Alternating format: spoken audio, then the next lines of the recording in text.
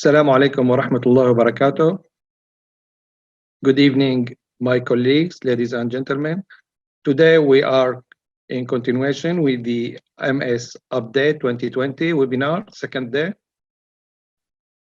I would like first to thank Dr. Suhail Rukin for his invitation for me to chair this session. Additionally, I would like to thank Novartis and MCO for organizing this day today. So we have today 3 presentations. We are starting with Dr. Suzanne Ibrahim. Suzanne is probably well known for all neurology community in United Arab Emirates and Gulf area.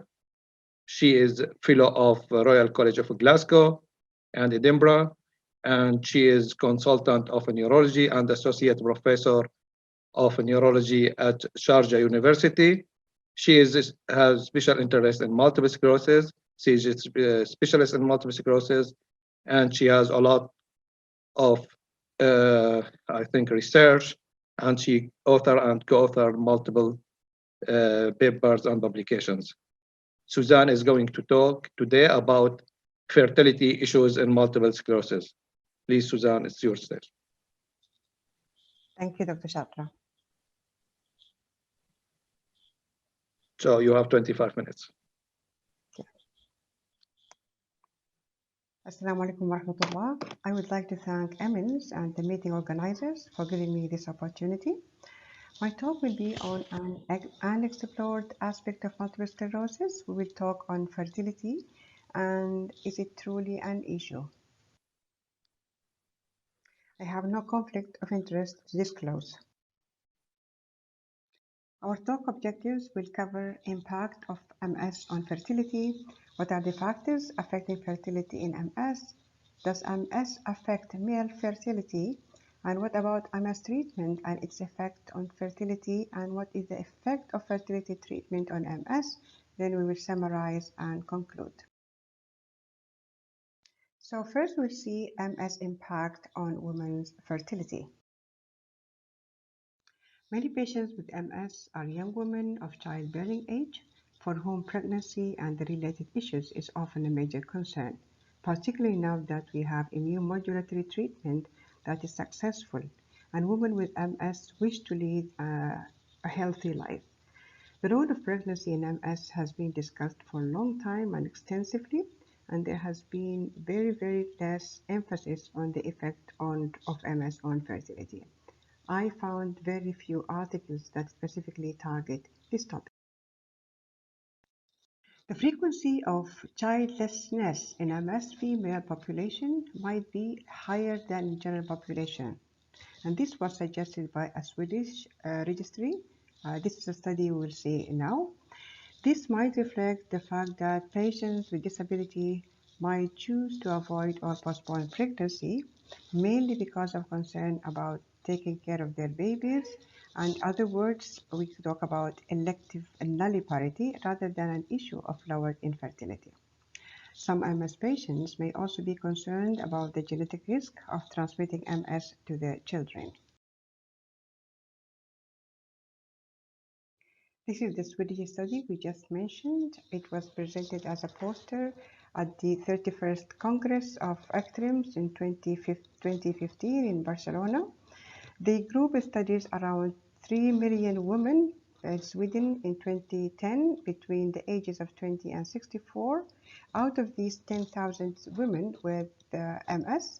And the conclusion was women with MS had fewer pregnancies compared to women in general population. And they related this to reduced fertility or disease severity that impacted the decision of becoming pregnant or interference of MS treatment with fertility and loss of partners.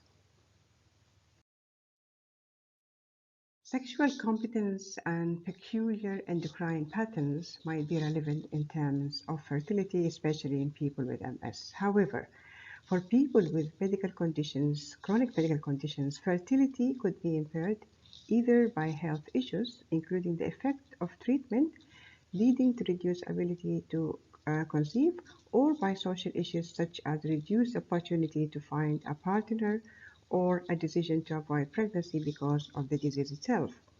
In MS, it is very likely that social issues are important and could lead women with MS to have fewer pregnancies, even if their ability to conceive is normal.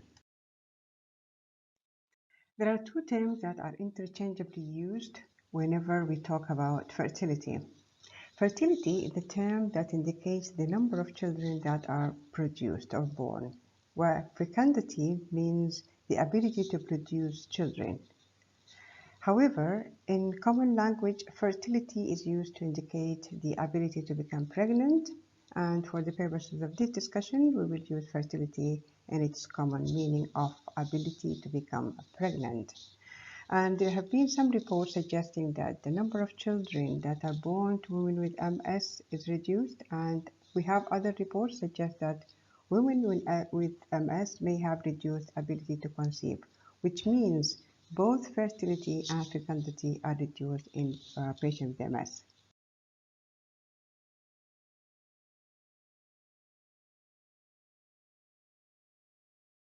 Now, how do we measure fertility in MS? Now, measuring fertility in MS is difficult. However, there are indirect methods to do this. One aspect of fertility is ovarian reserve. One study using transvaginal ultrasound to evaluate ovarian volume, follicle count, and ovarian artery Doppler found a low ovarian reserve in MS patients. The level of anti-Mullerian hormone, which is a peptide hormone that is considered to be a marker of ovarian reserve and related to the menstrual cycle, hormone levels were found to be low in young women with MS compared with controls, and this was suggested by Thorne and his team. While this is a small study, it provides evidence that women with MS may have reduced ovarian reserve and hence reduced fertility. Another means to measure fertility in MS is to measure sex hormones and gonadotropins. Abnormalities of the levels of sex hormones and gonadotropins of the type that are associated with reduced fertility have been reported in young women with MS. We have shown that MS affects female fertility. What about male fertility?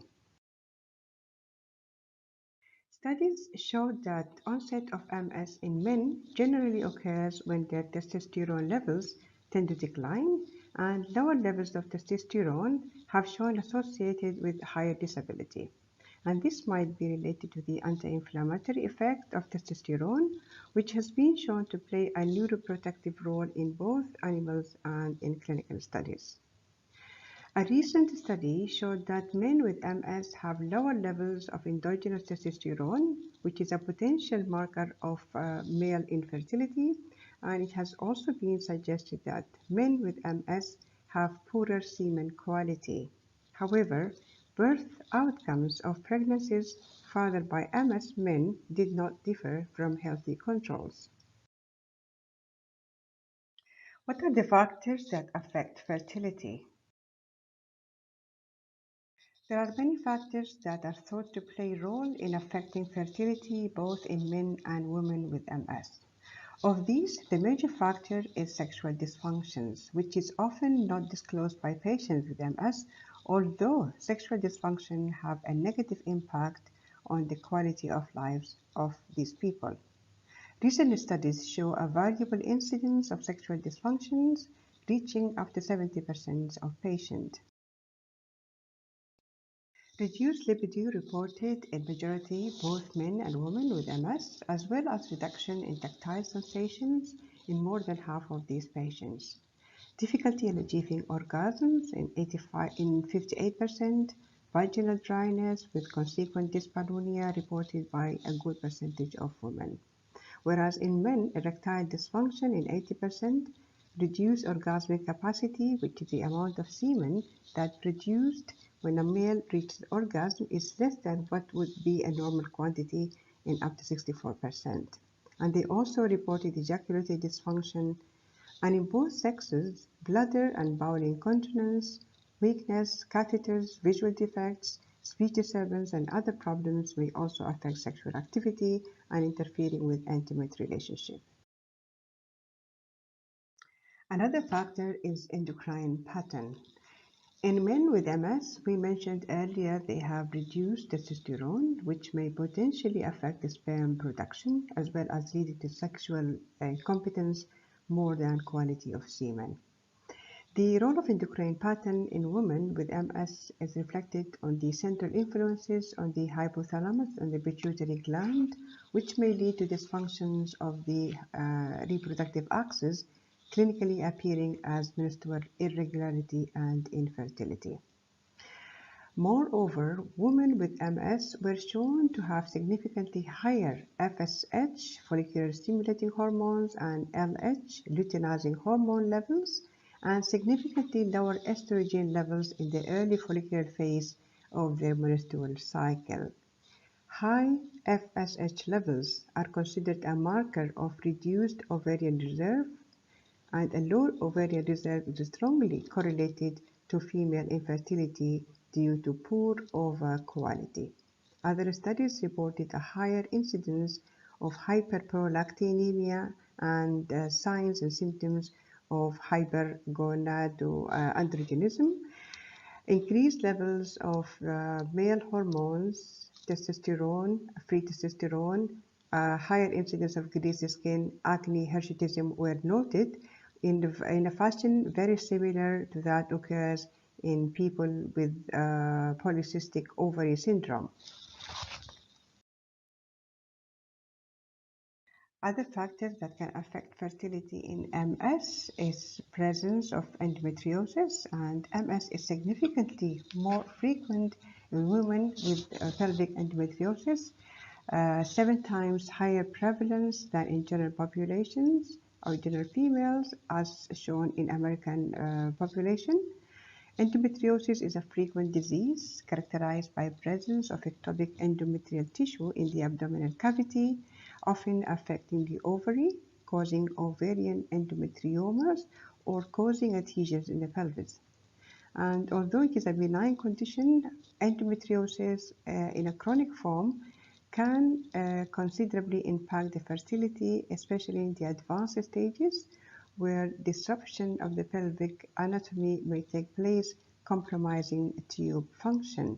Even at the earlier stages and milder stages, endometriosis may negatively affect fertility by disturbing the intra-abdominal biochemical and immunological environment at the site where fertilization takes place. Now, looking at the impact of MS therapies on fertility. And this can be classified into 3 categories. We look at the symptomatic drugs and the drugs that are used for treatment of relapses, and on the disease-modifying therapies, which is immunomodulating and immunosuppressive drugs.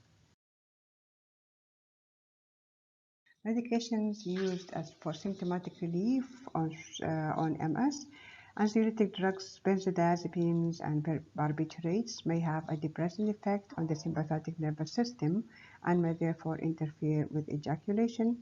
Tricyclic antidepressants have an intact stimulating effect on the sympathetic nervous system and can lead to sexual dysfunction in both men and women. SSRI antidepressant drugs may impair sexual function, and in fact, high serotonin blood levels may interfere with ejaculations in men and reduce libido and orgasmic capacity in women.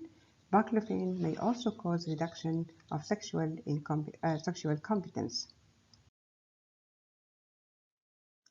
Drugs used for treatment of relapses, these are mainly represented by methylprednisolone used in short courses at high doses.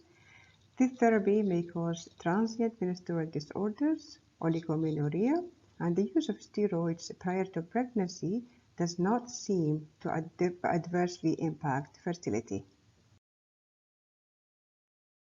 Steroids in high doses can inhibit hypothalamic pituitary gonadal axis in both men and women.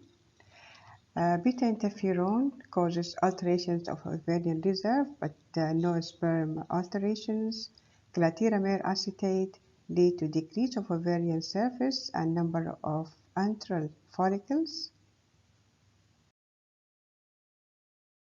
Dimethyl fumarate, there is not known effect on fertility. Natalizumab, fertility alterations in female but not in male animals. For fingolimod, effects on fertility not well known and would have a protective effect on ovarian functions, at least in vitro. Mitoxantrone leads to a deleterious effect on spermatocytes and ova, leading to fertility alterations in associations with other anti-cancer drugs. As for other newer medications used as DMDs, I could not find any articles that looked into the effect of these newer medications on the fertility in males or females. When we talk about measures to control fertility, we will talk about contraceptive devices and pills. There is limited knowledge about oral contraceptive use in MS patients. Counseling about contraception is usually provided by gynecologists or general practitioners rather than by neurologists. However, MS patients are treated for a long time with immune modulating drugs or immune suppressive drugs, and during treatment, they are recommended to use contraceptives. And this implies in clinical practice that the use of oral contraceptives by MS patients is frequent, peaking up to 86%. Oral contraceptives do not seem to increase the risk of developing MS or to worsen the overall disease course. The short-term protective effect was attributed to estrogen modulating the immune response and protection of the neural tissue. Another positive consequences of oral contraceptives is that MS patients using oral contraceptives are less likely to experience menstrual-related worsening of MS signs and symptoms. On the other hand, the combined hormonal contraceptives should not be used for women with MS with prolonged immobility because of the concerns about possible DVTs. Alternative methods for birth control should be considered in these situations. Moreover, several drugs like barbiturates, carbamazepine, phenytoin, topiramate, and other drugs used for symptomatic treatment and complications of MS may interfere with the metabolism of oral contraceptives, leading to reduced efficacy. Oral contraceptives with high estrogen content should be used in these situations. In turn, oral contraceptives can interfere with metabolism of other drugs used in symptomatic relief in MS patients, such as steroids and tizanidine hydrochloride. Now, what is the effect of infertility treatment on MS activity? Women with MS with reduced ability to conceive might explore various infertility treatment options. Among the more common and somewhat effective infertility remedies employed are assisted reproductive technologies, ART, which include artificial actions such as in vitro fertilization. The subsequent superovulation is achieved by administering exogenous gonadotropins at high doses. And it has been shown recently that gonadotropin and agonists may favor MS relapses during the first 3 months following gonadotropin treatment in fertile MS patients. On the contrary, such a negative effect has not been observed using gonadotropin antagonists, which are therefore recommended as the first choice therapeutic options in MS patients seeking treatment for infertility. There are numerous studies have shown that ART worsens occurrence of MS, so the safety of these strategies in MS patients need to be evaluated. Therefore, the prevailing advice in the medical community is that MS patients consider alternative and natural forms of infertility treatment.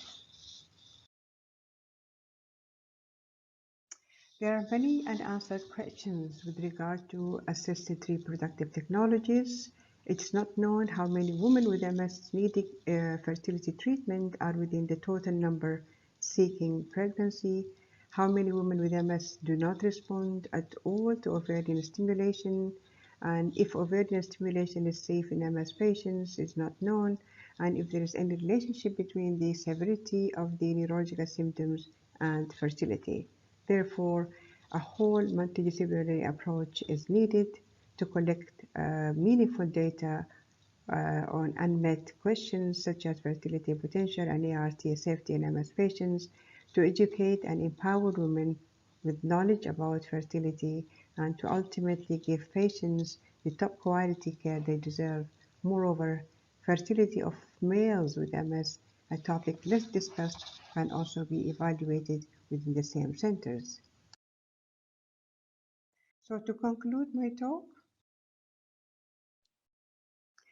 data concerning fertility in MS are still scarce, but female fertility could be lower than normal. Several endocrine and sexual disturbances potentially interfering with reproduction have been highlighted in MS patients of both sexes, and some of the medical treatments used in MS may have a detrimental effect on sperms as well as on ova, leading to reduction in fertility.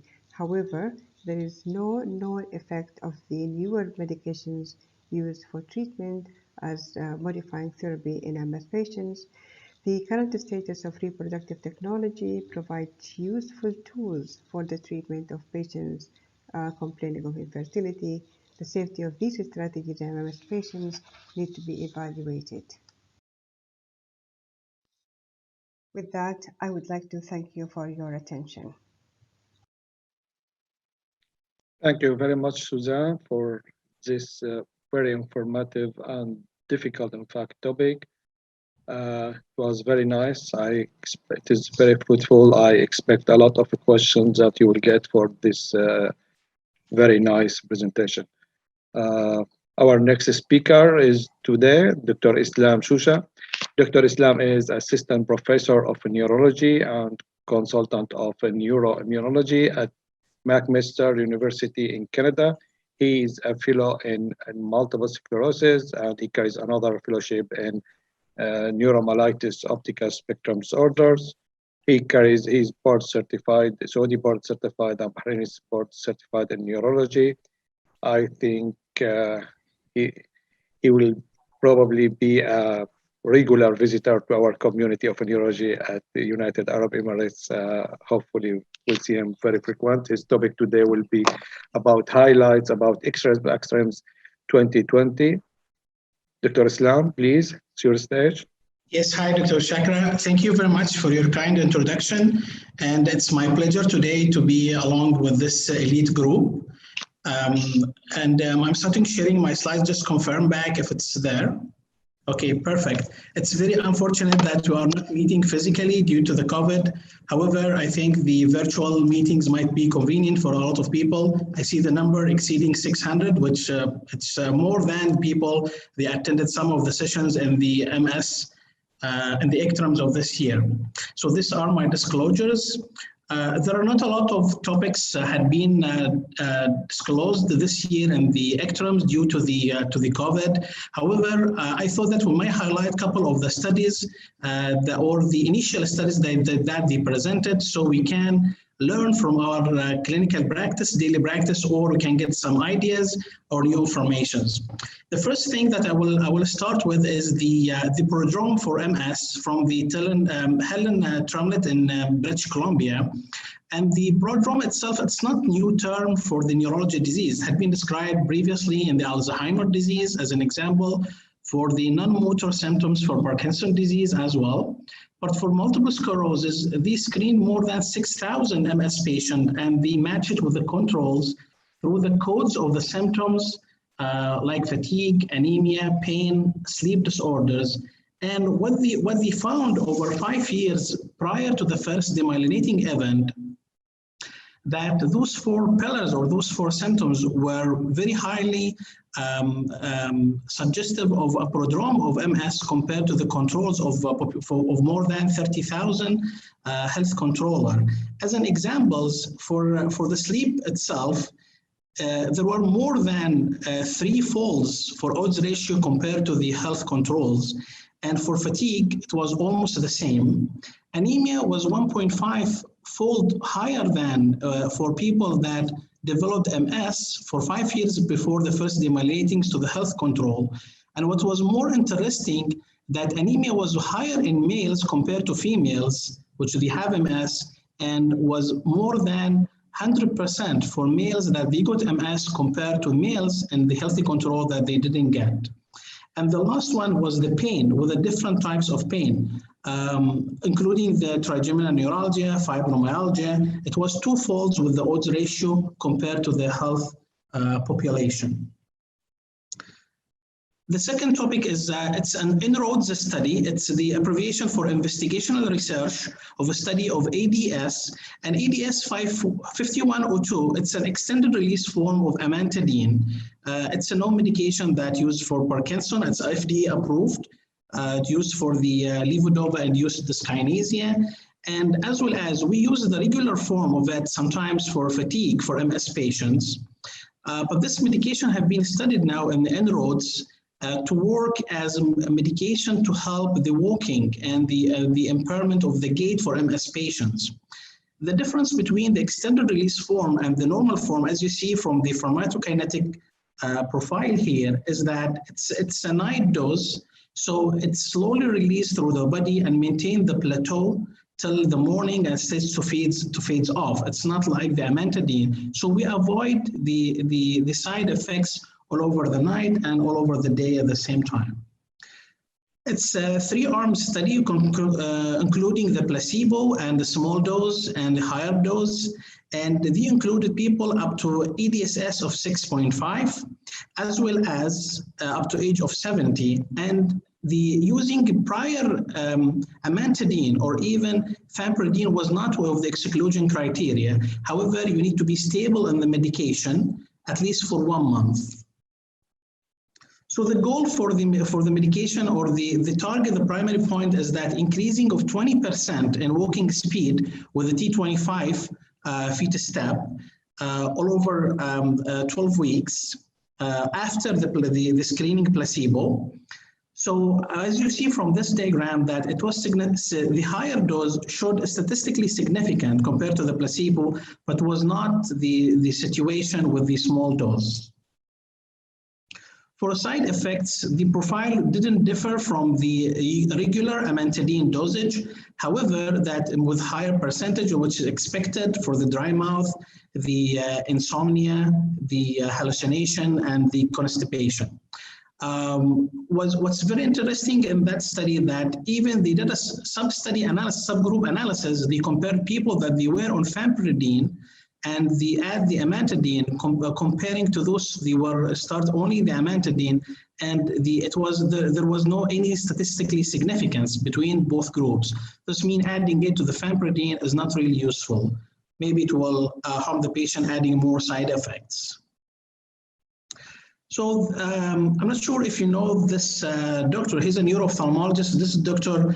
Uthoff. He's the one who described the Uthoff phenomena, which is the worsening of the MS symptoms with the exposure to the heat, including the shower, the humidity, or the hot weather.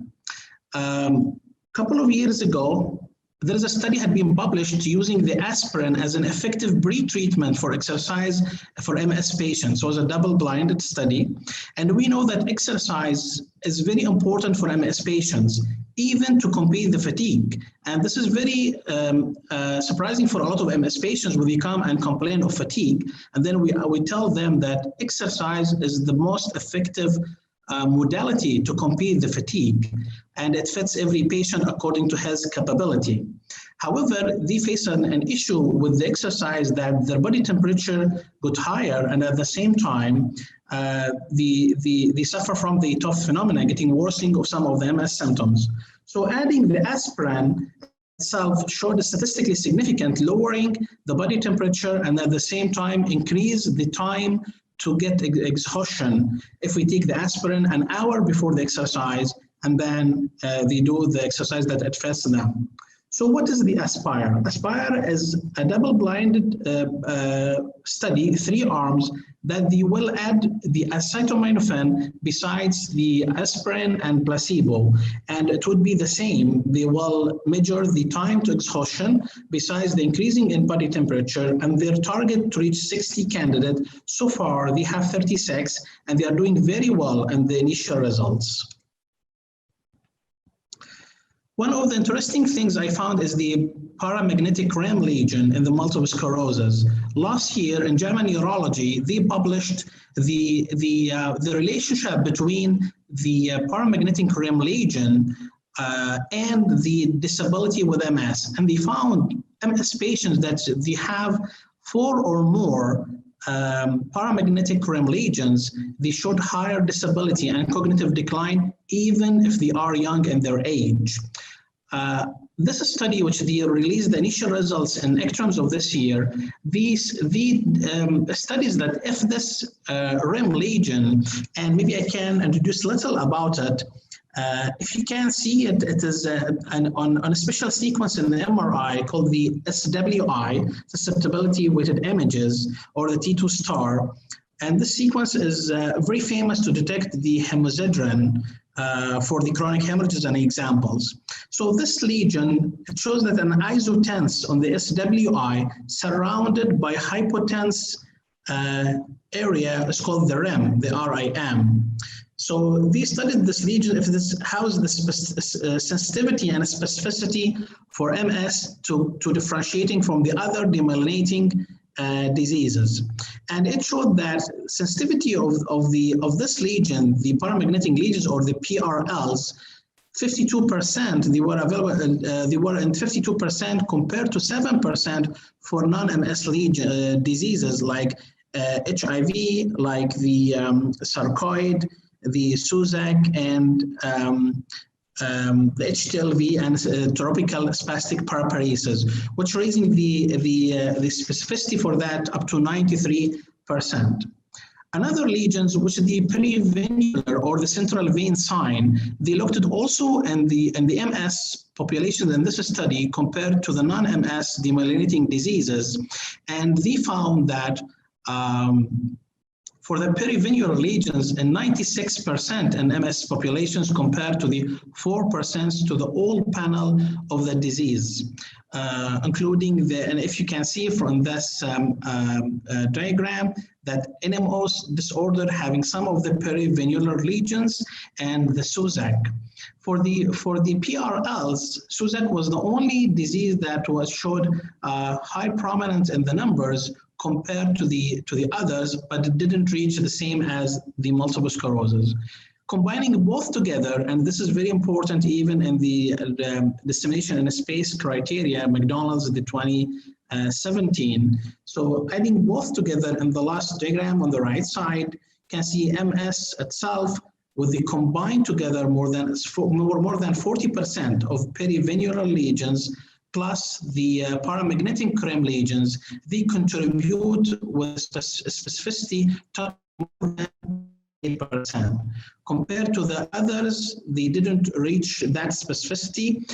However, there's only one patient that from the HTLV, the spastic paraparesis, the tropical spastic paraparesis, was only one patient that had the combination of the 40% of the perivenular along with the PRL's numbers.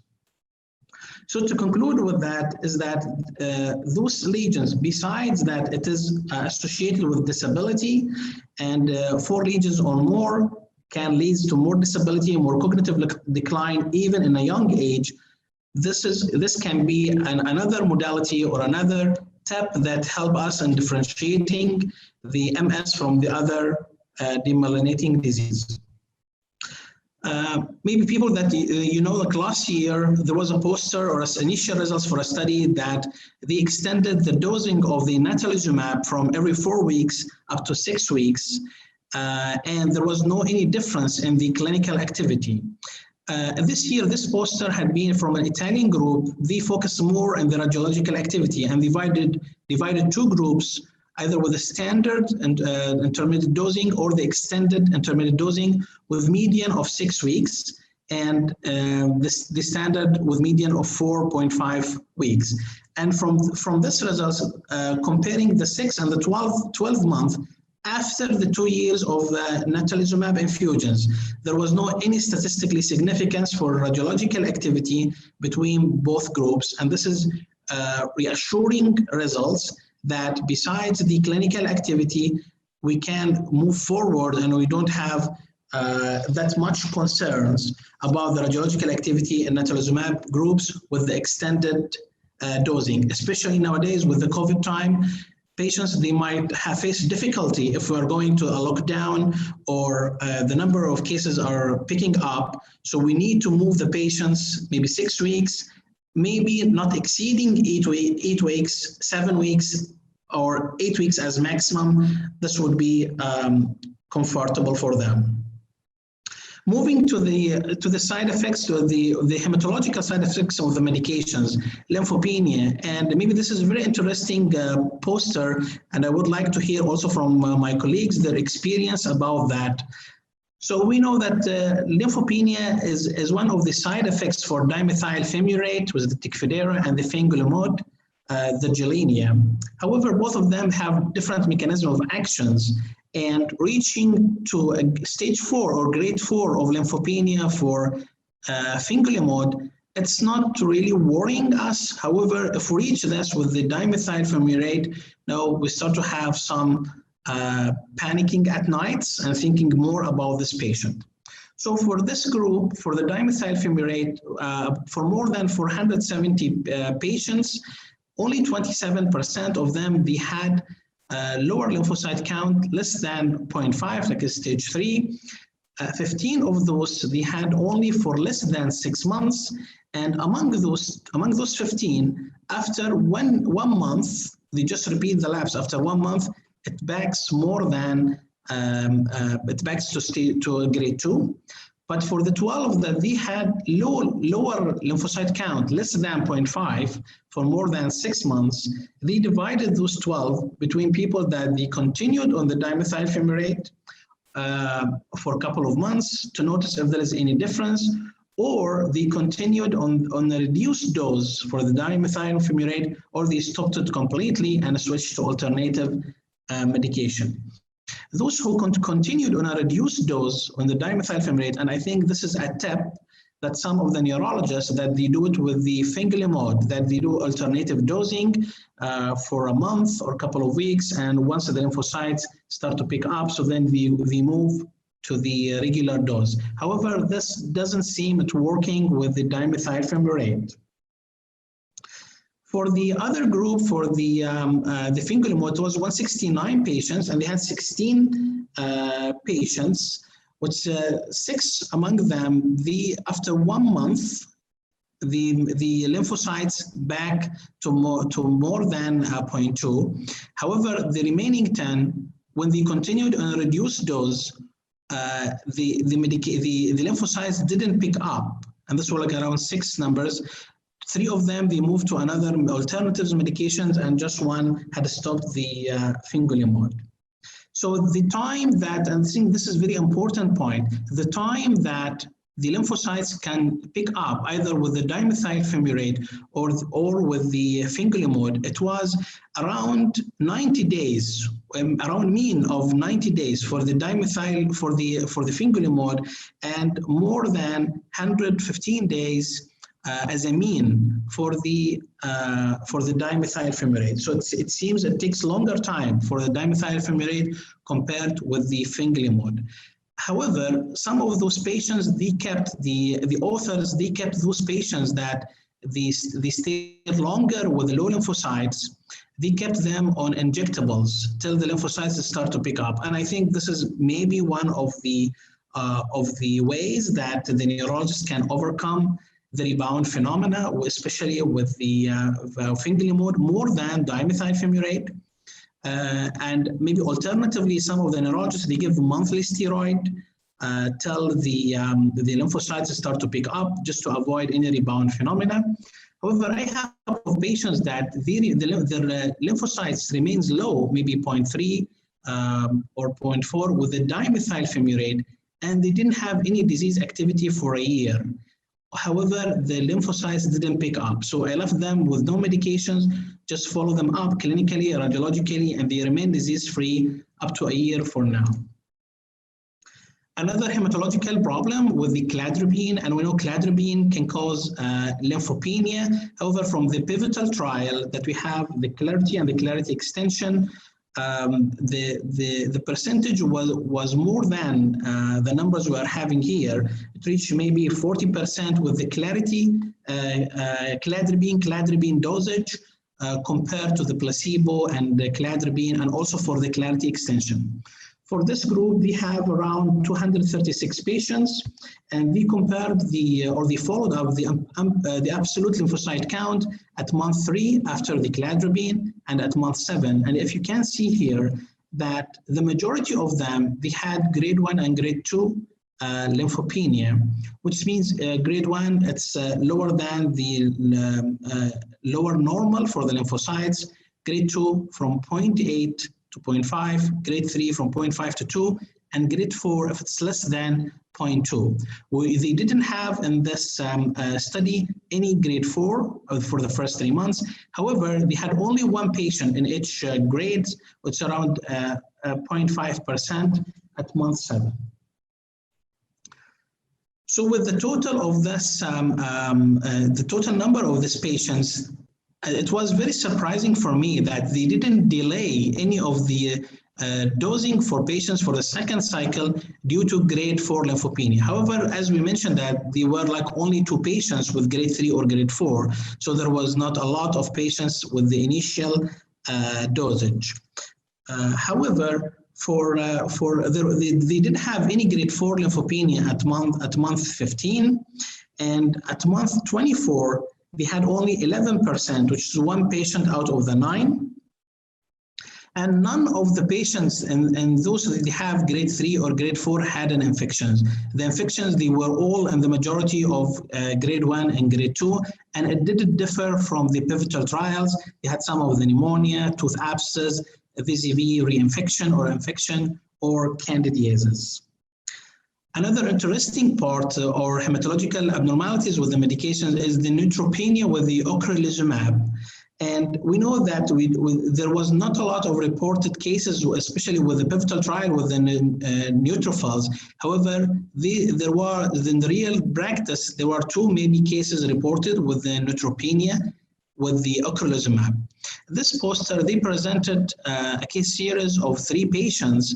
One of them had, after more than 100 days of initial Ocrevus, they had neutrophils of 0. So they had neutropenia, they had an infection, lymphadenopathy, and they were treated with antibiotic courses and granulate stimulating, colony stimulating factors, couple of dosage, and he had recurrent neutropenia with recurrent admissions and antibiotics, and then he was treated and continued in the medications without any further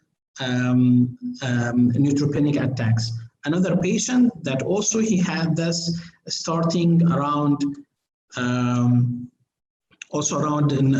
more than 100 days after the initial dosage, and he had also neutropenic attacks a couple of times, treated with antibiotics with the granulocyte colony stimulating factors, and the patient improved after that, and he didn't get any further.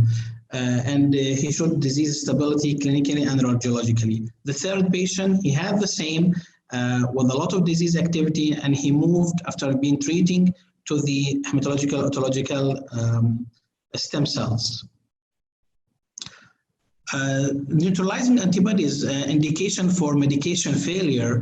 We know alemtuzumab, it's an anti-CD52, and despite that it is a human monoclonal, if we look into the neutralizing antibodies for this medication, it is higher than the other medications compared to the natalizumab, which is 5 to 9%, compared to the ocrelizumab, it's less than 1%, and for the rituximab, it's 1 to 4%. So the 85% of the alemtuzumab, they might have neutralizing antibodies and indicating a medication failure. For this patient, for this case report, the patient started in 2015, the first cycle of alemtuzumab, and as you see in the graph, that it showed depletion for the lymphocyte, and he had the second cycle in 2016, and also it was depleted. However, in 2018, the patient had radiological and clinical activity in the brain and the spinal cord, and he got the third cycle of the alemtuzumab. However, he continued to relapse. So after treating the patient with the steroids and the plasmapheresis, they thought that maybe the patient had neutralizing antibodies or anti-drug antibodies, and they checked that with the quantitative methods, and it showed that he has an anti-drug antibodies and also with the neutralizing antibodies, as you see on the right side graph, so indicating that neutralizing antibodies and anti-drug antibodies can be an indication of alemtuzumab failure. And I'm sure a lot of us have a patient that they start them with a big gun, it's clinically indicated, and how alemtuzumab doesn't work. But I'm not sure how many % of you in your practice think about the antibodies as an indication for the failure. The acapella study, they looked into the hypogammaglobulinemia and GC virus status in patients treated with ocrelizumab as an indication.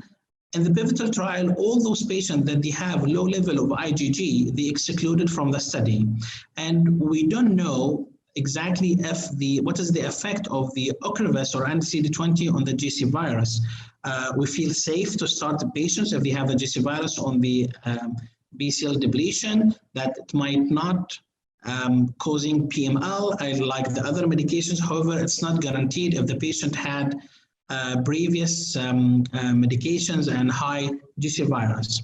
So they screened the hypogammaglobulinemia in patients with ocrelizumab, and there was a couple of patients that they had already low IgG as a baseline before starting the ocrelizumab, and they continued to have a low baseline, a low IgG, but not lower than their baseline. And as you see from the effect on the GC virus, comparing with the cycle 5 compared to the baseline, that the GC virus titers were going down with the ocrelizumab. So it means in assuring that even people with low IgG, they were not susceptible for more infections, and the GC virus titers are going down with the ocrelizumab.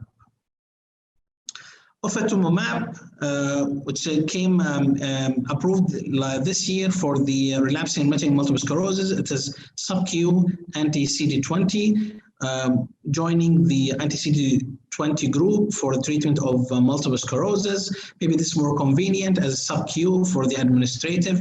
However, the efficacy might fit as a first or as second line. So in this poster, they took only for the Sclerosis trial, they were both patients naive and who they've been treated with other medications. This poster, they only present the data from the naive patients only. And when they compare it to teriflunomide, it showed that there was a reduction in the annual relapse rate by 50% in favoring the ofatumumab, and there was risk reduction around 38% to 46% at month 3 and month 6 with the delayed confirmed disability worsening. It seems the ofatumumab having a very favorable response on radiological activity more than the clinical part. And if you see from the results from the GAD-enhancing lesions, there was like a reduction more than 95%, and for the T2 lesions, 82% reduction, and for in year 1 and in year 2, 97%, which is a very high percentage. Going to the NIDA-3, if you see from the first year, it was almost 3-folds more than the teriflunomides in favoring the ofatumumab, and 14-folds favoring the ofatumumab compared to the teriflunomide.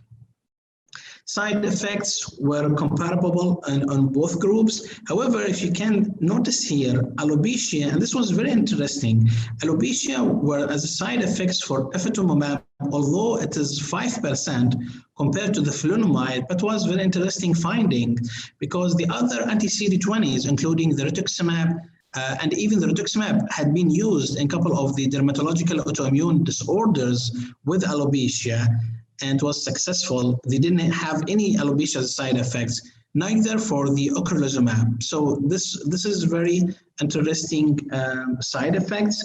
However, the injection reactions and the infection risk of malignancies, there was no any red flags for that. 2 years ago, there was a study published called Mirror. They only measured the radiological activity with the ofatumumab for placebo comparing to the placebo effect. And it was showing very favorable results for the for ofatumumab comparing to the placebo. This is another study being done in Japan and Russian patients, and they compared also the ofatumumab compared to placebo. They randomized it to the dosage of the ofatumumab at day 1 and once weekly for 2 weeks, and then every 4 weeks. And the cutoff initial was 24 weeks and then 48 weeks, and then they moved to the extension. And the primary endpoint was the radiological activity, but then the second point was also the clinical activity. So if you can see here, I think this is the first one that this results compared to the flunomide for the Sclerosis, that it's 58% in the reduction compared to the placebo, and there with the teriflunomide was only 50%. Moving to the radiological activity, also it was favoring with the in general with the general group for the Japanese. For Russian, reduction was 93%, and it was really surprising that 100% of the Russian group, they didn't have any radiological activity. For safety profile, it was almost the same as the Sclerosis, except that there is also CIDP reported with the ofatumumab group, and also this is a very interesting part with along with the alopecia, because like it seems that there might have some autoimmune side effects from that, which need to be studied maybe later. Dr. Sousa, please, 2 minutes. Yeah, sure. So this slides it's going more with what Dr. Suzanne Habib presented. We know that interferon have been labeled as safe for pregnancy and lactation. We compared in this German cohort patients with the postpartum or over a year, where they were both on interferon and glutaminyl acetate. There was no much difference compared to the general populations with the side effects, neither between two groups. And for relapses, also there were, both groups were similar in the results. And around 14% relapse in the first 3 months postpartum compared to 7% with the glutaminyl acetate group. However, at month 6 and 12, both were similar. DISCO study, maybe you heard about it. It's the first official trial to study that if discontinuation of the disease-modifying therapies for MS patients is useful or not. They are still recruiting people, and you need to have to stop have to be on medications stable for 5 years clinically and radiologically for 3 years. Just to highlight that feniparatide, it's a highly selective BTK medication inhibitor, will be studied in 3 trials, 2 for relapsing remitting and 1 for primary progressive. The relapsing remittings against the teriflunomide. And for the primary progressive, this is the first trial that they will use ocrelizumab as comparable. Thank you very much for your attention. I'll be happy to take questions at the end. Thank you very much, Dr. Sousa. It was very nice. I'm very much surprised about the effort was put to summarize and highlight such a huge congress with hundreds of presentations. Very good. Well done. Thank you very much. Thank you. So it's my time now. I think I will count for myself. Timing. My name is Mustafa Shakra. I'm a neurologist at Sheikh Khalifa Medical City. I will share my slides. So my talk today is about multiple sclerosis, the mimics. Nothing related, my disclosure for this. So just I'm starting with a clinical case that it is true. It's from my experience. The patient was 71-year-old female referred urgently to our clinic by an ENT surgeon for the diagnosis of multiple sclerosis. So what I understood from the patient that she suffered from acute vertigo attack about 1 week prior to be transferred to our clinic urgently. And she said that she had similar probably attack 2 years ago with again vertigo that resolved by itself. The issue that the ENT surgeon sent this lady to a MRI and the radiologist gives this report, lesions are compatible with multiple sclerosis. So he read this one and referred her urgently to the neurology clinic. This was her MRI. And as you can see, there is small vessel disease, white matter, periventricular area, which is expected from the elderly. So elderly comes on the top of cases that are probably mimicking the multiple sclerosis. Why? Because usually they have white matter disease due to aging, due to other morbidities, atherosclerosis. Additionally, they are having some neurological symptoms and complaints related either to diabetic neuropathy, to prostatic complaints, visual impairment, carpal tunnel syndrome, and other complaints. So this mix of white matter disease and some neurological complaints put them at risk of being referred to wrongly to neurology clinic, usually as multiple sclerosis, as we did see in the last the case. So usually in the small vessel disease, there are some characteristics that would the radiological findings far away from the MS characteristic findings. Usually, carboscolosum is not be affected radiologically by small vessel disease. U fiber the same also.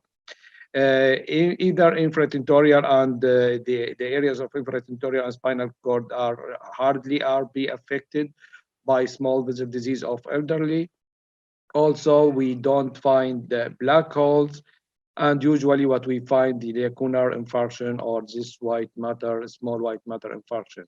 This is to the opposite of MS, whereas the corpus callosum is affected radiologically, and often there are some signals, radiological signals of U fibers and supratentorial, infratentorial, and the spinal cord.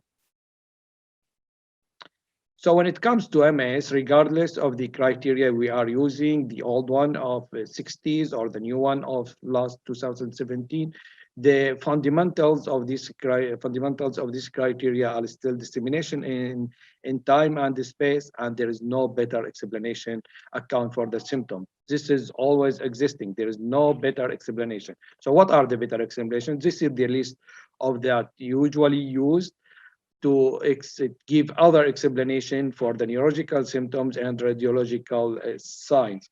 So at the top of them, if you see the indicators here, age-related, we see a lot of migrainous ischemia or the non-specific white matter disease, CNS vasculitis. Hardly we see here in this area Behçet disease, or CNS lymphoma, Lyme disease. Also, again, it is extremely rare in the Middle East.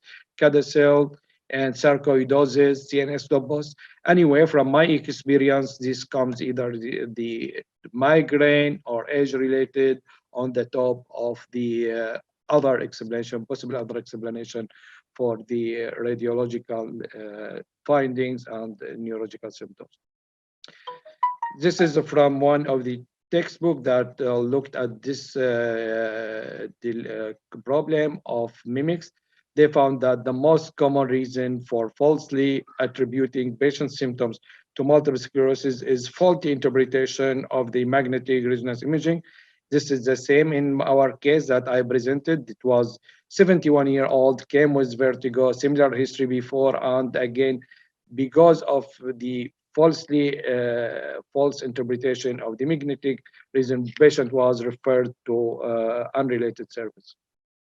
So what's the definition of red flags? It's the wrong sign of danger or a problem. It's in MS, it means that there is something in the history, in clinical examination, in investigation is not suggestive of multiple sclerosis.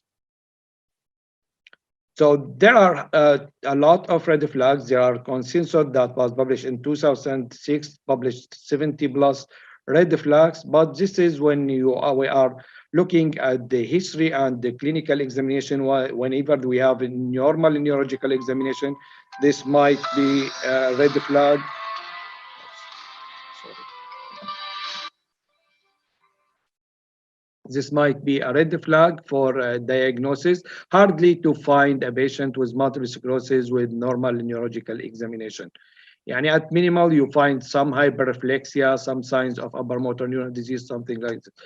Abnormalities in single location. Again, remember that there is dissemination in space, so at least you have to find some abnormality in at least 2 or 3 functional systems.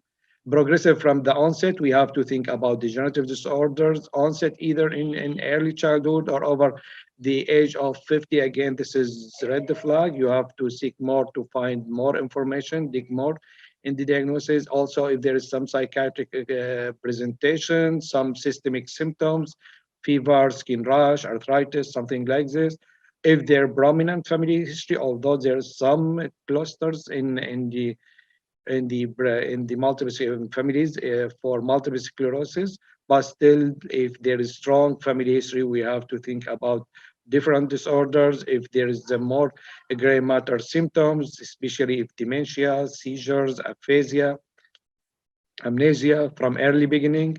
Again, if there is some peripheral symptoms like socks and gloves, like it's indicating for peripheral disease, peripheral neuropathies, vasculation, same. If there's sudden onset, because this is an inflammation and it takes time, in fact, to build the inflammation. Sudden onset, we have to look for ischemic or vascular pathology. Again, if there is lack of typical symptoms, which include optic neuritis, bladder dysfunction, Lermet sign. Again, if there is prolonged benign history, whenever you find prolonged benign history, don't say this is benign multiple sclerosis. Go and dig back to see if there is any alternative diagnosis. When it comes to paraclinical tests, normal MRI, of course, it's a big red flag. In fact, we used to hear from probably older generation of neurologists, there is some cases of multiple sclerosis with normal MRI. What I know that MRI is equal to autopsy in confirming the multiple sclerosis. Normal CSF, although majority of cases has positive oligoclonal bands, still few of cases are negative. Still, if you find picture is not compatible completely with multiple sclerosis and you get normal CSF, this is a red flag. Again, if you find abnormal blood test, especially for autoimmune or vasculitis pathologies, you have to think about other diagnoses. This study, in fact, looks at red flags and compare them with symptoms. And this study was, I think, was published in 2012. It was in St. Vincent Hospital in Dublin. They received 244 patients as referral for MS. So what they found, they looked at red flags, and they also looked at the presenting symptoms. And the symptoms were examined by 2 different consultants to be considered as typical for multiple sclerosis or atypical for multiple sclerosis. Like if the patient presented with stocks and gloves, and they will think this is not a typical presentation for MS, while if comes with symptoms visual blurring with ocular pain, this is typical symptoms for multiple sclerosis. So they consider this is a conclusion. In fact, what they found that if symptoms were atypical and there are many red flags, this is completely is not multiple sclerosis. And whenever the symptoms are typical, they found that there is minimal red flags, and again, the possibility of multiple sclerosis is higher. So they, in fact, this is the red flags that they use to look at their, according to the consensus published by International Advisory Committee about red flags, clinical and paraclinical. And they use these red flags, which are 70 something plus red flags, and they looked at them, all of them. Additionally, they looked at symptoms if they are typical and atypical. And as you can see here, whenever the presentation is coming with typical symptoms, again, so typical symptoms, in fact, was a strongly indicator for multiple sclerosis and giving a very high predictive value with sensitivity of 90%, with specificity 80, almost 85%. When in fact there was no red flags, the sensitivity and the specificity were less to confirming the multiple sclerosis. Same when it comes atypical symptoms, they found that the predictive value to dismiss the diagnosis of MS was even also high. Although whenever the flag was present, the specificity and the sensitivity were less than. So considering symptoms is better than looking at only red flags. Presenting symptoms as typical, it has higher sensitivity and specificity in addition to positive predictive value higher than considering only red flags. So their conclusion was atypical features at the presentation are more sensitive and specific and have higher predictive value than red flags to refute the diagnosis of MS or CIS. So this is the typical feature that is usually suggestive of MS when the onset between 15 and 50, when there is optic neuritis, myelitis, intranuclear ophthalmoplegia, brainstem syndrome, also paroxysmal symptoms. There is history of Lermet sign. There is excessive unexplained fatigue and due to phenomenon, as was talked already by Dr. Shusha. Now, when it comes about presentation, a specific presentation, optic neuritis, what is typical in optic neuritis and multiple sclerosis is unilateral. There is pain with ocular movement, and there is partial and central vision blurring, and usually there is normal disc or mild disc swelling. This is very typical presentation for optic neuritis to in multiple sclerosis. What is atypical in multiple sclerosis to present bilateral optic neuritis if there is no pain at all, if there is no light perception, if there is persistent or complete vision loss, if there is progressive optic neuropathy or neuroretinitis or uveitis. Recently, I received a patient from a colleague in ophthalmology because of uveitis to rule out the multiple sclerosis. This is not part of the, this is very atypical presentation in multiple sclerosis. Now, talking about brainstem symptoms, what is typical in multiple sclerosis is getting bilateral INO or INO if there is ataxia, if there is multiple directional nystagmus, facial numbness, sixth nerve palsy, vertigo, trigeminal pain, also very typical for multiple sclerosis. What is atypical and has to be considered as red flag whenever you get complete external ophthalmoplegia, if there is vertical gaze pulses, if there is some vascular territory syndrome. At this time you have to consider this is vascular pathology. If there is third nerve palsy, if there is progressive trigeminal sensory neuropathy, also focal dystonia, torticollis, this is not part of multiple sclerosis. So this is very atypical presentation. For myelitis, it is usually partial myelopathy. It's not complete. There is also associated Lermet symptom. There is some numbness, urinary urgency and incontinence, and there is some, if there is especially for a primary progressive multiple sclerosis, probably will see a primary progressive spastic paraplegia. What is atypical, if you get some vascular territory, especially that is compatible with anterior spinal artery, if you get quadricuina syndrome, if there is a sharp sensory level to all modalities on the localized spinal pain or radicular pain. Radicular pain is not part of MS. A complete Brown Sequard syndrome, acute urinary retention, progressive sensory ataxia. This is not very much typical for MS. This is red flag. Should look for another differential diagnosis. When it comes to radiology, there is very much information in this, in addition to what mentioned by the update by Dr. Shusha, which is very interesting, in fact. This is a usually classic characteristic of MS lesions when it comes to MRI in subtentorial or infratentorial, juxtacortical, fiber involvement, periventricular corpus callosum, and even the cortical lesions here on 3D FLAIR or DIR. Now, because you can find another or lesions that are more specific for MS, considering the location, the morphology. Here, usual lesions with sharp margin. It has oval shape. It is usually periventricular, like Dawson finger, bilateral in bilateral hemisphere. There is some asymmetric. And if we go to signal intensity, it is intermediate to low intensity. At the T1, it is hyper intense in T2. There is also black holes. Don't forget black holes. Black holes doesn't exist in majority of other diseases. This is almost very specific to multiple sclerosis. Enhancement, it goes for nodular or homogeneous or ring-like. It's not complete ring. When it comes to optic nerve, there is hyper intensity you find on a stair. And when it's spinal,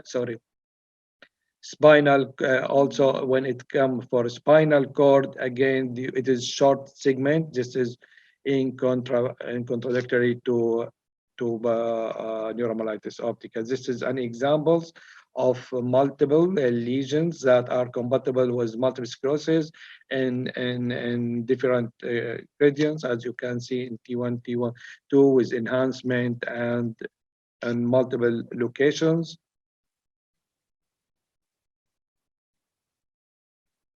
Now, there are some also MRI clues to misdiagnose MS in the brain and the spine. Whenever in the brain you find small lesions, less than 3 millimeters, this is probably is not multiple sclerosis lesions. Usually the lesion is more than 5 millimeters. If it is internal capsule, it's only prominent in infratentorial area and nothing in supratentorial area. Is only prominent in a gray matter involvement in basal ganglia. If this is very confluent, hemispheric, if there is associated hydrocephalus or enlargement of ventricles, if there is severe or brainstem or cerebellar atrophies, that indicates probably for degenerative disorder, if the callosum is not involved at all. So this is red flags, radiological red flags that indicating that the diagnosis of MS is in doubt, and you have to find out different or look for different diagnoses. When it comes to the spine, if there is, of course, a large segment, more than two segments of vertebral segments, if there is severe swelling, if there is leptomeningeal enhancement, and if there is T1 hypointensity lesions, this is red flags for the diagnosis of MS, and we have to look for different diagnoses. In CSF, it's, the typical finding in MS, you find the higher level of immunoglobulin and or immunoglobulin index and oligoclonal bands. And this is oligoclonal bands usually is positive almost in 90 or more than 90%, and while the IgG index is almost more than 70%. What is atypical to find absence of oligoclonal band and normal IgG index, to find even cell count more than 50% is there is doubt about the diagnosis, and if there is very high protein level in CSF. So how common this, is it common? This study, in fact, was done in two academic centers in the States, and they look at the referral for MS, and what they found, in fact, that the misdiagnosis is common. There, in this cohort, which included two academic centers, they found almost 20% of patients were carried, in fact, diagnosis that is not fulfilling the diagnosis of MS, multiple sclerosis, according to McDonald criteria, and it's likely an alternative diagnosis. What they found more interesting is, if you see here, that the most strong misdiagnosis was made by neurologists, in fact, in both academic centers, the CIDRAS and UCLA, and both of them, more than 75% of cases, the of wrong diagnosis among the referral were made by neurologists. And if you see that it took for some patients up to 4 years to get the correct diagnosis. And personally, I have patients who had been using fingolimod for almost 9 years or 10 years before the diagnosis was confirmed that it is not multiple sclerosis. Again, if there is a clinical syndrome atypical of MS, atypical symptoms of MS were even in majority of referrals, yet the diagnosis was made as multiple sclerosis. So radiological red flag were existing almost in 80 and more than 80 of cases that were diagnosed as MS. So it's very, very common. In fact, it's not even, it can be happening even by neurologists, experienced neurologists. Sometimes even they are going to consider multiple sclerosis in patients that, in fact, having few of red flags, they don't notice this. And because of this, it's better just to revisit diagnosis, probably with every visit. On the top of the mimics or the other diagnosis were migraine as expected. In the past 5 years, we have to stop the DMDs in almost 3 of our patients because they were in fact misdiagnosed. The clinical presentation was completely migraine, and the finding, as you know, this is white matter abnormalities or dots that is very common in migraine sometimes. This has, in fact, a lot of consequences, especially in where in some countries the doctors are sued or get malpractice claims. And as you can see here, many cases, if you look at the internet, or you'll find hundreds of these cases in the Western countries are looking for doctors and their mistake, and they get by the end to the court with a lot of compensations.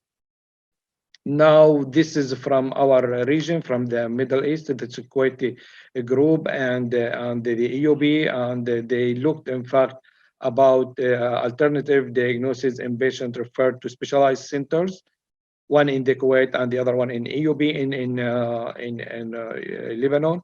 And what they found that it is very positive, predictive for the diagnosis, for the final diagnosis of multiple sclerosis was age, was in fact multiple functional system symptoms, and the family history of systemic disorders, and the enhancement lesion in the brain, periventricular and oligoclonal bands.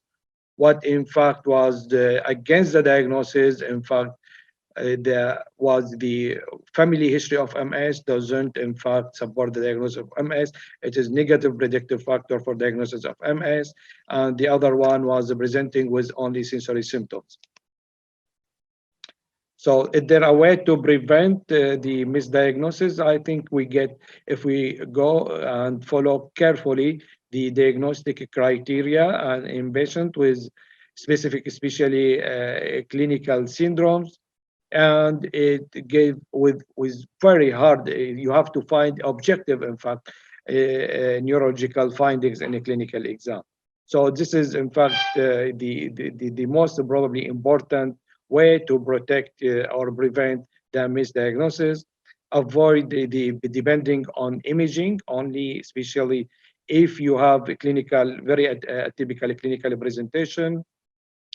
You have to look every time for red flags and every visit in any patient, especially the patient who are showing very benign course of the disease. If again you have to evaluate the CSF fluids for oligoclonal bands, and this way, in fact, give some, in fact, comfortability in making decision of the diagnosis or excluding the diagnosis. In some case, you just have to wait and see, and to look again, and to follow patient closely to decide, especially if the symptoms were not clear and the MRI or CSF finding were equivocal. So my conclusion, misdiagnosis of multiple sclerosis is still common, as we saw in the academic center instead. 20% of cases were referred were in fact misdiagnosed as multiple sclerosis. It's much higher in patients who referred because of radiological suspicion. Lack of vigilance for the red flag is an important contributor. The strongest predictors for the final diagnosis for multiple sclerosis were in fact young age, presence of oligoclonal bands in CSF, and multiple very specific radiological findings. Thank you very much. I think I am in time. Start with myself. I will ask Suzanne. Is Suzanne around? Yes, I am. I'm here. So thank you, Suzanne. Thank you very much for your presentation. My question again about the IVF.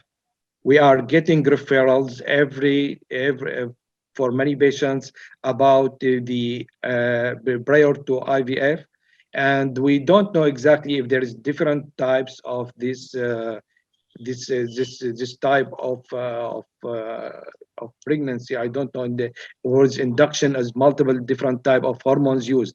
So how usually approach such cases, and what information you ask for prior to give your decision about approval or disapproval or IVF procedures? Thank you for the question.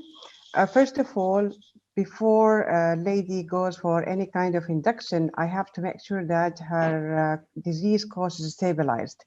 So this is number one, because if we're going to give her hormones, of course we have still we have to worry about any kind of relapses in her condition.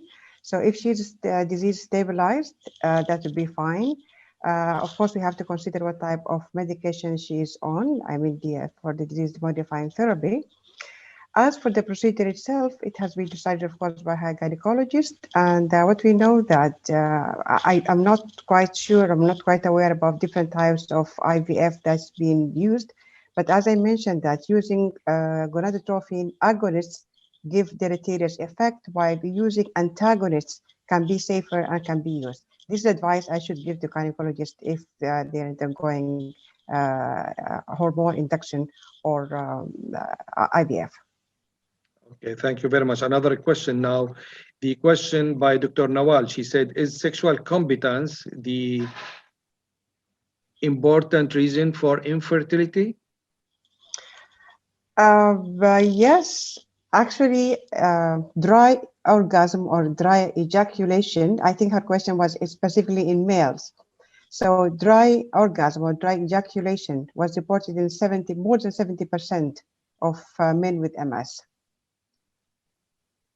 Okay, so yes, another question, I think, about if patient with MS becomes pregnant, it will be at risk for the baby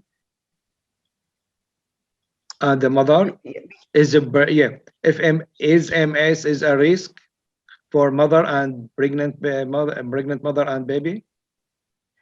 If you're asking about pregnancy for MS patients, we know now from the studies that MS caused during the pregnancy, we have no increased risk, especially in the second and the third trimester. Probably in the first trimester, yes, but the second and third trimester, the risk is quite less, and people might be quite immune during this period. But considering this, we also have around 30% might have a relapse after delivery. If you're asking about the risk of transmitting the disease to the baby, there is no risk of transmitting the disease to the baby. There is no genetic transmission. There is no vertical transmission from the mother to the baby. Okay, thank you very much. Again, another question, I think, for Dr. Shusha. What is the reason of anemia in multiple sclerosis? This was, in fact, in first few slides of Dr. as prodrome. I think he talked about a prodrome of anemia and fatigue. And is Dr. Shusha around? Yes, I am here. I hear the question. So this is the question, Dr. Shusha. What is the reason for anemia in multiple sclerosis? Yeah, sure. So, what is the reason for the anemia? We don't know, but what I can comment on that. What is the role of anemia for an MS? So, a lot of studies that shown that part of the MS lesions in the brain, it showed that iron load, and it showed iron-laden macrophages. So, in part of the inflammatory cells of the brain, it combined with iron. So there is some iron deposition in the MS lesions and in multiple sclerosis patients, and this was evident not only by the pathology, but even the sign that I showed on the MRI, the paramagnetic REM. This REM, it's hypotense on the SWI, and this is showed that there is a component of hemosiderin deposited with this, along with the macrophages and inflammatory cells. So maybe patients will they present with anemia because like they have low iron that had been deposited in the brain as a part of the MS lesions. Okay, but as you know, iron deposition in the brain is part of the degenerative process. It's not necessarily that there is associated anemia. It is very minimal amount of iron that doesn't explain anemia. I think I don't find any correlation, but I think anemia itself probably put patients at risk for multiple sclerosis, regardless of the reason of anemia. I don't know if I'm right. Yeah, for the prodrome study, there were different types of anemia. Some of them they were iron deficiency anemia. Some of them they were autoimmune hemolytic anemia. Some of them they're related to the vitamin B12. And I agree with you. All of them can be an association or can be component of the MS itself. But I agree with you. Iron can be part of the neurodegenerative, but as you know, that we have different types, different pathology in the MS lesions. So the chronic active lesion, it might carry part of the neurodegenerative component plus the active component. So they have the iron deposition, but at the same time, they have an active lesion, the active inflammatory cells, like the macrophage-laden, it's component with the iron. It's called iron-laden macrophages. But it can be association part with the vitamin B12 deficiency. We know it's a known factor that can lead to the demyelination, or part of the autoimmune diseases like the autoimmune hemolytic anemia as well. One question by me. In fact, I attended a few lectures about, in fact, this prodrome and how we can probably go and start treatment as early as possible. One of the lectures were looked, in fact, about the Epstein-Barr virus and consider this population is at higher risk for developing multiple sclerosis in the future. And they are trying, in fact, to collect this patient group of people very early and try probably to start some type of a preventive treatment. Do you have any comment about this? Because we used, in fact, to make blood test exams for Epstein-Barr virus before we went into the insurance issues. Now with insurance, it's hard to order Epstein virus antibodies. Our group before like 2000 or 2005, we were almost all are positive. Now, in fact, the same replication of data I see in the Congress, and I don't know if you have any comment about this. Yeah, sure. So I would divide this into two parts. The first part about screening those patients and starting the medications. With the part of the prodrome that those manifestations, they might come after the radiological isolated syndrome, but the patient will not be caught earlier for that. And they didn't go into details of those patients if they have correlation with the lesions or not. But I agree with you, this prodrome can be an intermediate stage between the radiological isolated syndrome and the first demyelinating event. So but in the future, this was like an initial study, but I agree, like in the future, we might focus on those types of symptoms. If the patient having frequent visits to the health practitioner, the general health practitioner, or to the internist with the fatigue, the anemia, and pain, frequent visits, and more than the health control. So then maybe we can look into the imaging for these patients. For the second part, for the Epstein-Barr virus, yes, last year in the terms of 2019, we published a study that including 1,000 patients, and it showed that more than 900 of those patients, they had an Epstein-Barr virus positive, and they screen as well the cytomegalovirus. So I agree with you, Epstein-Barr virus has a pertinent relationship with the multiple sclerosis, and it's the opposite with the cytomegalovirus. So if the patient has a cytomegalovirus, it seems that it's protective from the MS. But almost all the patients that we have the MS, when we screen them, they had an infection, a previous infection or evidence of the Epstein-Barr virus. Thank you very much. Another question related to hot weather, and if aspirin works or helps in this, especially in this part of the world. Yeah, sure. So we know that part of the component for the fatigue for MS patient is that the heat and the humidity, especially in our region. So the idea by using the aspirin is that the aspirin acts as an antipyretic. So it lowers the body core temperature, and at the same time, with its effect as an antipyretic, it prevents the increasing the resistance to the heat for the body. So if we use it, it reaches the peak within an hour. So if we use it an hour before the exercise or going to a longer trip or going for a walk in the hot weather, so it seems that it works. Adding to that as an alternative evidence that a lot of patients, they use a cooling methods for the exercise. They have a special jackets, they put dry ice inside the jackets, and then it seems that's working for them. It decreases the body temperature and it helps them compete the fatigue and delay the TOFS phenomenon. There was a study published maybe in 2006 or 7 that patients with multiple sclerosis that they have premenstrual pseudo relapses, and as we know, during this time of the cycle, that the body temperature increased. So when they use the aspirin, it showed that it is effective during the initial part of the cycle, but not with the luteal phase. So this also giving a more assuring data that aspirin might work with its antibiotic effect. Thank you very much. Very good.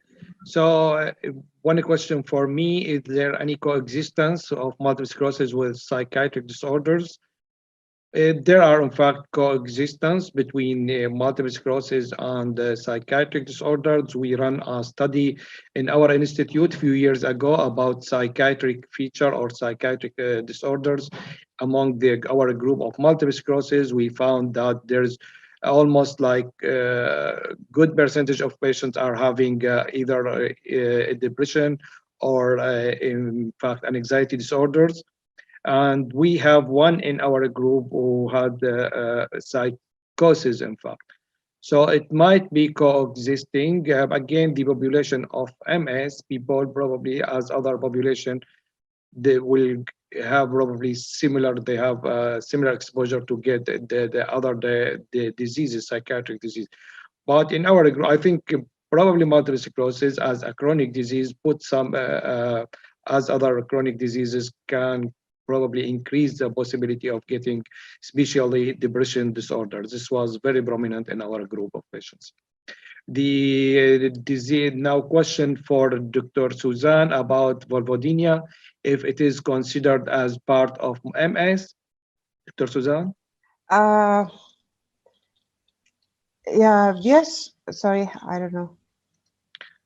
Okay, you don't know. Yes, no. I think yes, it's part yes, probably is. of sexual dysfunction during marriage. Yeah. It is the main pain that a female with multiple sclerosis can experience is the dyspareunia due to dryness.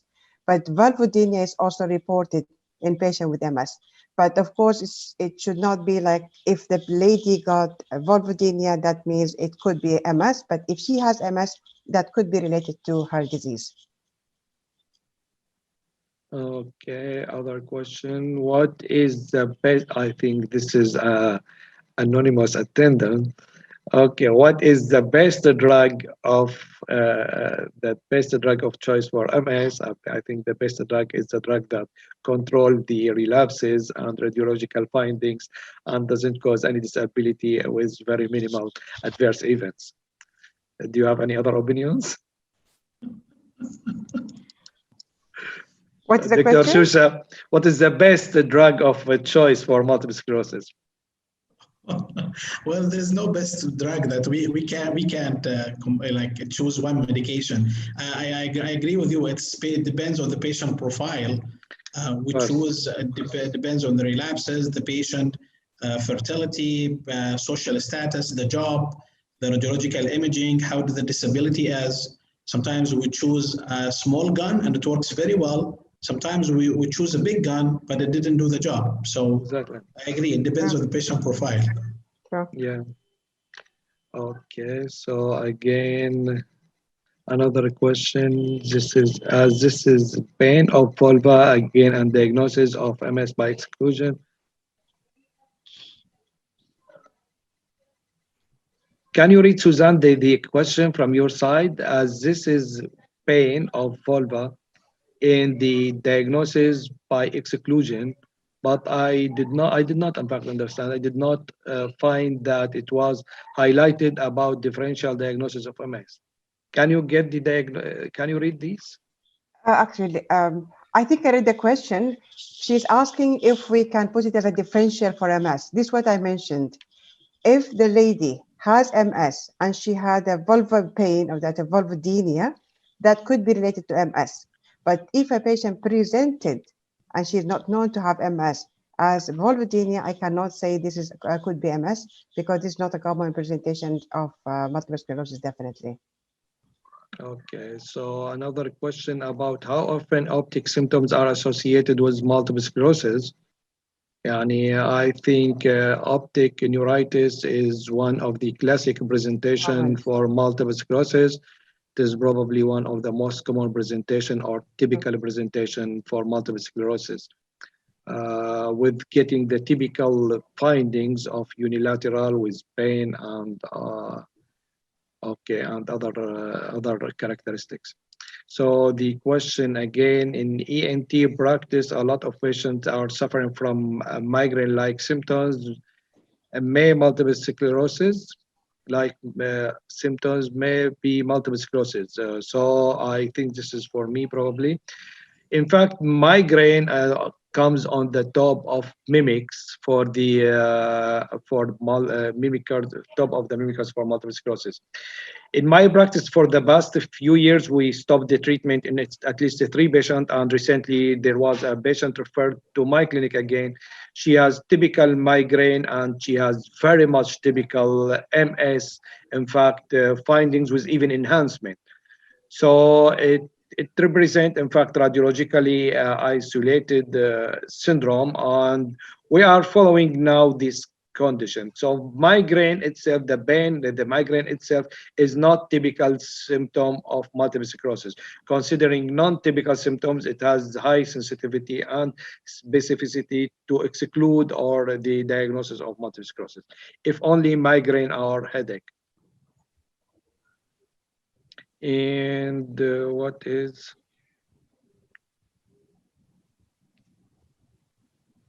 we have some other can consider this as red flag for early symptom because of I don't this is for Suzanne, I think. Let me read the question. Can Is consider this this as a red flag for early symptoms for MS because the investigations for gynecologists is not to do MRI for those type of patients. I don't know. I think she referred to the same patient that she asked earlier about vulvodynia. possibly? I'm not sure. No, for vulvodynia, there are many causes. So we have to look for any kind of trauma or like after birth injuries, that can be the cause. But if the patient's showing other symptoms related to multiple sclerosis or classic of multiple sclerosis, definitely patient can be referred to neurologist for further investigations, of course, including MRI. I don't know if you got the Okay, another question about why most complaints of men are impotence.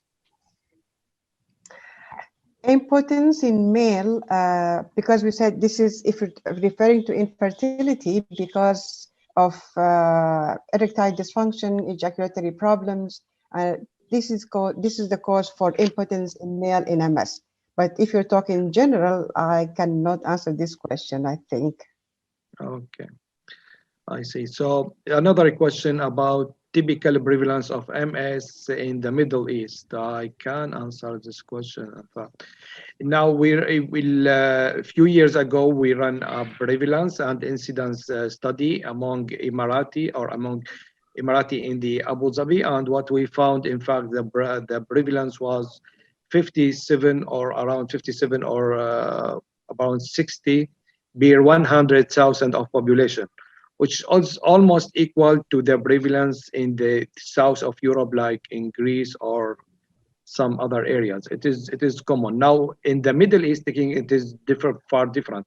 So in Iran, the prevalence is very high. In area like I think Sudan or Yemen, this is again it's very low. So there is no like one number to consider as the prevalence in the Middle East. I think it depending in the countries, there's different studies done, like in Kuwait, in Emirates, in Oman, in Qatar, and in Egypt, and in Saudi Arabia. There are good studies, so we can give number, but these numbers are not in fact equal to each other. What's your opinion, Suzanne? Correct. I agree. So we don't have the exact number for that. Yeah. Okay, this here question, what are the medications can use safely in pregnant? This is, I think, hot topic. What's your opinion now? What kind of medicine? Is it medicine for treatment of Safe for, MS? yes, I for understand. MS. Now, is it a treatment for other disease-modifying therapy or other drugs that can be used during pregnancy? I So think if you're she talking, means because the talk about MS, so I think it is about the DMDs. so there is no safe medication during pregnancy, first or late trimester, but we know that interferons in general are safe and can be continued during pregnancy if indicated. There is no harm, as well as we also have reports that our studies show that natalizumab can be safe in patients if they have high risk of relapse during pregnancy. Muna asked about MS, asks Dr. Suzanne for again exercise and MS patients. Very strongly encouraged to do exercise. And if this is affecting, in fact, the sexual ability of the patients. It does, because at least fatigue can improve with exercise, and fatigue is one of the symptoms that can also impede the sexual activities or the relationship. Okay, wonderful. So what the impact of surgery on MS patients? I think, what's your opinion, Dr. Shusha? Is there any impact of surgery on MS patients? Well, for the surgery itself, no, probably no. Especially anesthesia. Yes, okay. For the anesthesia, there is no enough evidence that anesthesia can exacerbate the relapses. Not in the MS, but however, there are a couple of reports that with the bupivacaine, it can induce transverse myelitis. Okay. So when they use the bupivacaine in different patients, even patients that they didn't have any demyelinating disease, there are a couple of reports that the use of bupivacaine can induce transverse myelitis. Okay. But generally speaking, I think it is safe to go to surgery and general anesthesia and multiple sclerosis patients. And Yes. usually we are receiving this clearance prior to any surgery. It is safe. What the risk, in fact, of anesthesia usually are related to lung disease and heart disease. It's not directly correlated with MS. Okay, so usually surgeries and anesthesia are safe during pregnancy. A question for Suzanne again about the probability of getting twins in patients with MS comparing with other non-MS people. It depends, because if we say for induced fertilization or artificial fertilization, definitely the risk of getting twins or the probability of getting twins is more. But in fact, and honestly, I didn't go through any articles that compare having twins in MS as compared to non-MS patient individuals. Dr. Shusha, how many hours should we start the exercise after taking aspirin? So we take the aspirin an hour before the exercise. I will give you this question, Dr. Shusha, about stem cell therapy in multiple sclerosis. Because you are from Canada, okay? I know there is Sure. good studies there. Okay, please. So there are different types of stem cell studies, either the autologous or the mesenchymal stem cells. Not all the centers are now running this studies. In Canada, only Ottawa that they are running these studies, and they choose specific patients or a special type of patients if they have a very aggressive disease, and all the higher efficacy medications failed. It's not an easy procedure because, like, patients, they need to go to a preparatory steps prior the stem cells. They need to be put on cyclophosphamide, and we know the effect of the fertility of cyclophosphamide on fertility. So we have to explain the patient all the process about that, and that they might get affected for that. However, for the outcomes, it has a great outcomes, not only for MS, for the NMO, had a lot of patients that they were EDSS of 7, they were on wheelchairs, and now they're back to EDSS of 5 or 4.5. So it's not one time, and I think this is good. This is a good question because, like, a lot of the patients in the regions, they just go and follow the ads for China, for India, are doing stem cells, and they don't know what they are doing there. They might take the stem cells from the patient himself, and they just inject it as a trial, and they are not following the protocol. And a lot of patients actually they get worse when they come back from China or India. So and for the time being, unfortunately, Ottawa, they don't run any of those stem cells on the patients outside Canada.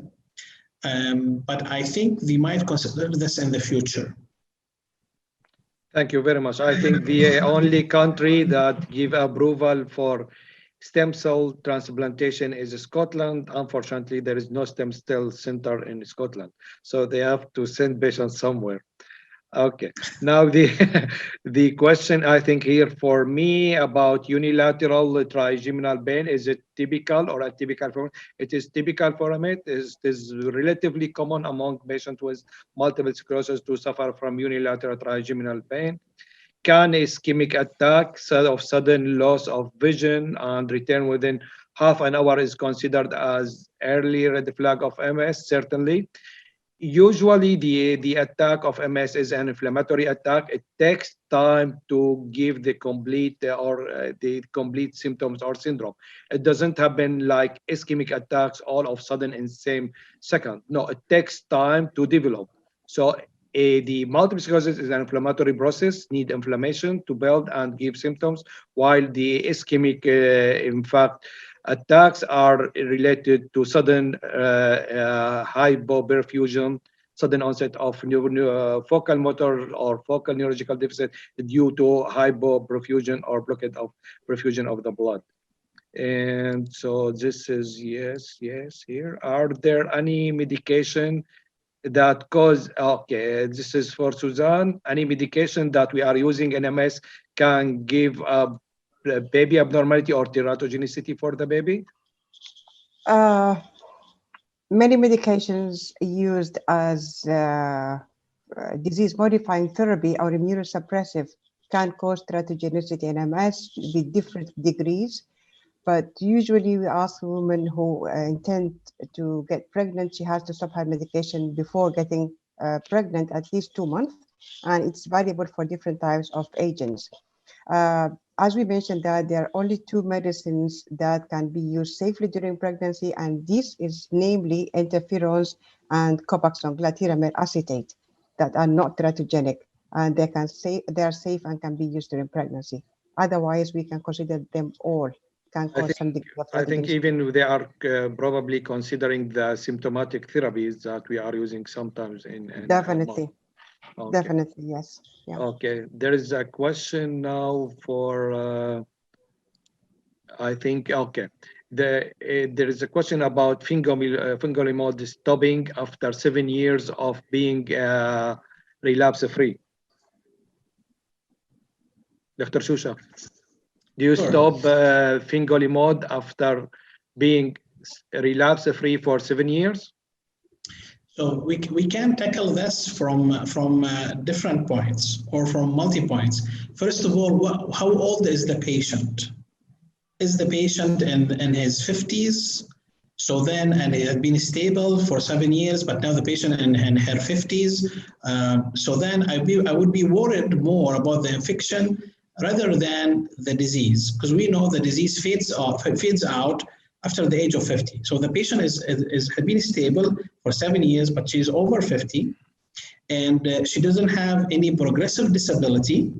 Her EDSS is stable, and her radiological imaging is stable at least for 3 years, and no clinical relapses.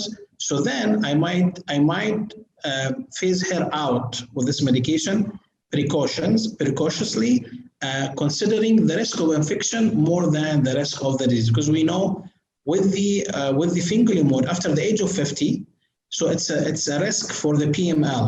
So if the lymphocytes are very low, and she's over 50, had been stable, so then yes, I phase her out.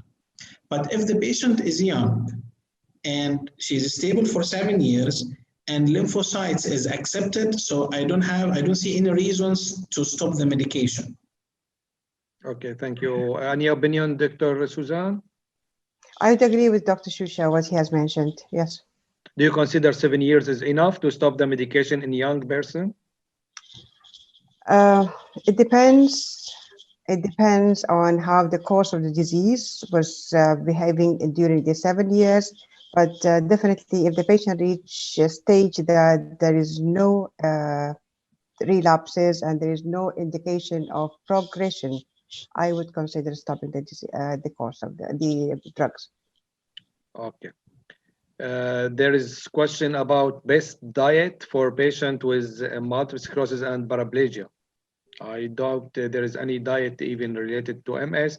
What we are recommending in diet is a healthy diet that is generic for everybody, for me, for Dr. Suzanne, for Dr. Shusha, for any patient of MS. So healthy diet is good for everybody, no specific diet for multiple sclerosis. Sure. MS and mood disorder, and I think I answered this. Mood disorders are common, almost double the fold in among the patients with MS in comparison with general population.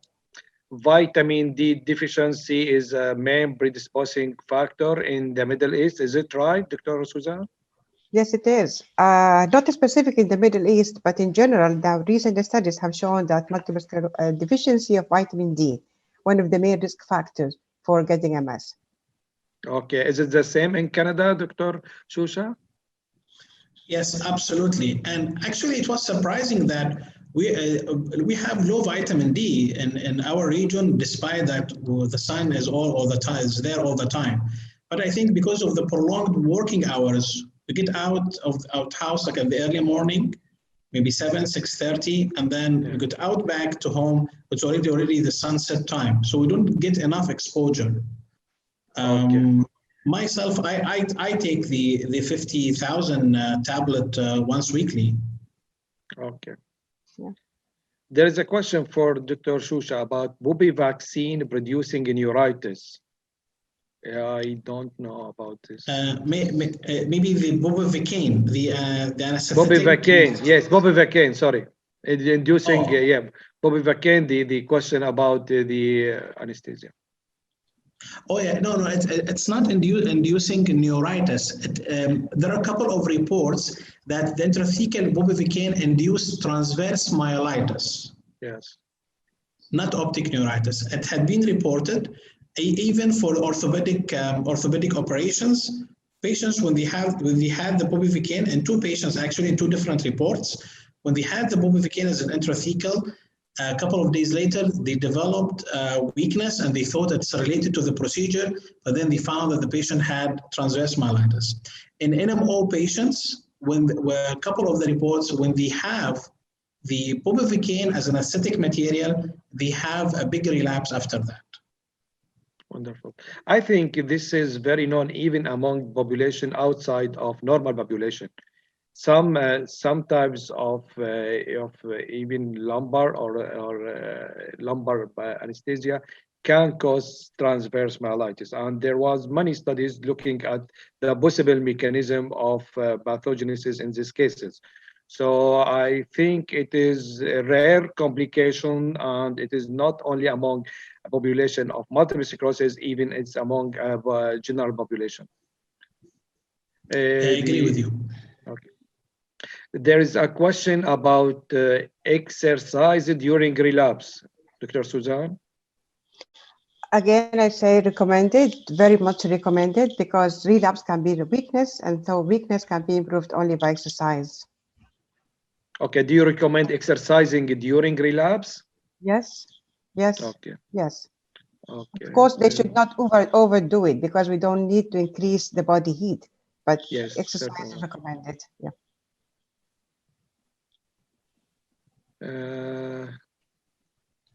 This is again a question for Suzanne. Shall male patient now, or with multiple sclerosis and on medication like Tecfidera or other medication, stop the medication before trying to fathering a baby?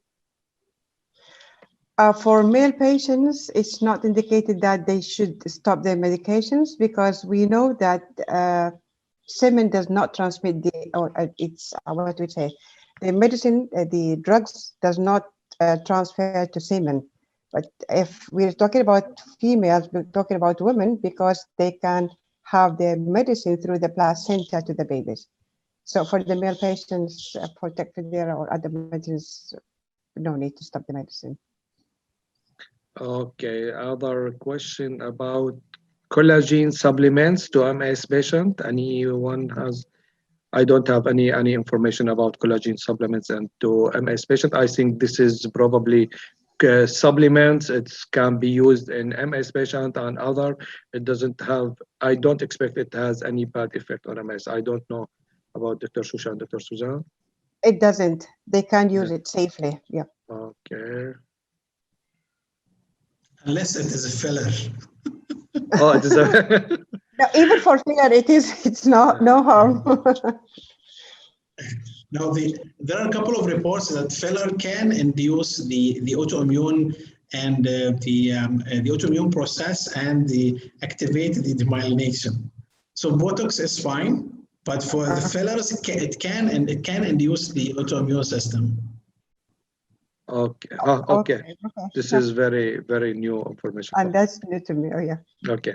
So there is a question I did not understand about genotyping AC and AS. Do you know? This is Emmanuel is asking about my genotype is AC and my girlfriend is AS. Can we go ahead with a marriage? Of course, why not? What AC, what AS? I don't know. And he is asking again what the difference between AC and AS. So I don't know. So about do you advise to use IV vitamin D or only capsule for MS patients? Dr. Chusha? I think the oral works very well for the patients. Okay. The recommended dose, what we are following for the MS patients, usually is 4,000 international unit per day in winter, and 2,000, or if there is no enough exposure, and 2,000 in summer. Okay, I think we reached to the time of 10 o'clock. Still, we have a few questions, but unfortunately, we have to conclude. I would like to ask to thank Dr. Suzanne, thank Dr. Shusha, thank even Novartis and MCO, and thank you all for attending and in fact making this event very successful. Thank you very much and good night. Thank you very much. Thank you. Good night, everyone. Good night, everyone. Bye-bye. Bye.